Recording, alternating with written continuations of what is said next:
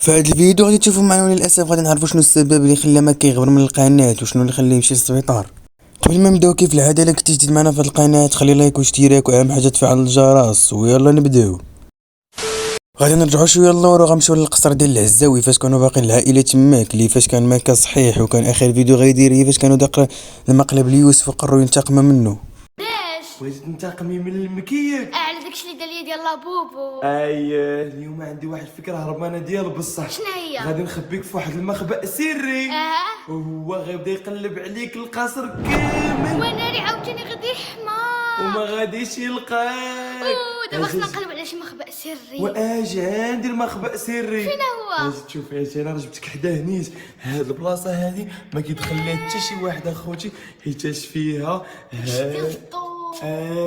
راني. ولكن حنايا ما كيهمناش هادشي، اجي نرجعو عند مكا فاميلي من بعد ما دازت 4 ايام غادي يلوح واحد الفيديو اللي وصلني حتى للسبيطار اخوتي. 4 ايام ما قادرش نهز الراس، غير كنتقيا حاشاكم، غير كنرد ما قادرش نهز راسي. مشيت للطبيب لقاو عندي المراره اخوتي منفوخه فيها الماء. المهم بغيت غير نصحكم اخوتي ما تبقاوش تاكلوا الماكله ديال الزنقه، ولا مشيتو كليتو الماكله ديال الزنقه عرفوا فين تاكلوا.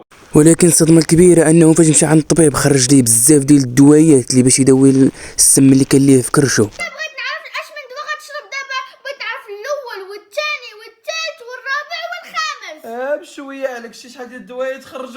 ولكن من بعد قرروا العائله ديال مكه انهم يخرجوه يدوه للغابه ويفاجئوا عليه ونسوا المرض شويه ومشاو كاملين. ترى ما يمكنش هاد يوسف هذا فين مشى. وياس اخويا بعدتي بزاف غادي بينا وسط الادغال. هذا ما يمكنش يوسف هربان اخوتي.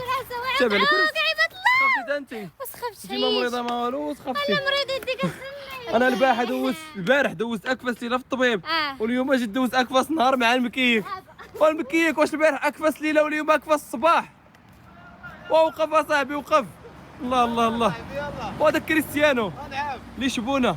هو خوتي اللي عرفت الفرقه هذه راه كان كيلعب فيها كريستيانو فاش كان صغير. يلاه بدا ديال انت قلتي لهم السميه انت. انا قلت السميه. انا ماشي قلت لهم واش عرفتو، قلت لهم واش عقلتو بالله فاش كان كريستيانو كيلعب مع لي شبونه. راه هي اللي بدا معاه المسيره ديالو. انت هي تبدا معاه المسيره. انا نبدا معاه ان شاء الله الموسم الجاي. بالك وفرح بزاف مكا فاميلي فاش خرج مع العائله ديالو وفرحوه. الا وصلتي لهنا ما تنسى معاك واحد لايك واشتراك وتهلاو.